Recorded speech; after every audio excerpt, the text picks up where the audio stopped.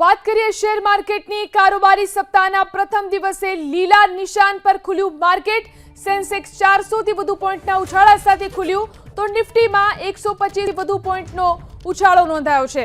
કારોબારી સપ્તાહનો પ્રથમ દિવસ અને આજે લીલા નિશાન પણ ખુલ્યું છે માર્કેટ। સેન્સેક્સમાં 400 થી વધુ પોઈન્ટનો ઉછાળો તો નિફ્ટીમાં 125 થી વધુ પોઈન્ટનો ઉછાળો નોંધાયો છે। ઘણા સમય પછી શેર બજાર અને રોકાણકારો માટે રાહતના સમાચાર। કારોબારી સપ્તાહના પ્રથમ દિવસે લીલા નિશાન પર માર્કેટ ખુલ્યું। સેન્સેક્સ 400 પોઈન્ટથી વધુ પોઈન્ટના ઉછાળા સાથે ખુલ્યું તો નિફ્ટી 125 થી વધુ પોઈન્ટનો ઉછાળો નોંધાયો છે। વાત કરીએ શેર માર્કેટની કારોબારી સપ્તાહના પ્રથમ દિવસે લીલા નિશાન પર ખુલ્યું માર્કેટ। સેન્સેક્સ 400 થી વધુ પોઈન્ટના ઉછાળા સાથે ખુલ્યું તો નિફ્ટીમાં 125 થી વધુ પોઈન્ટનો ઉછાળો નોંધાયો છે।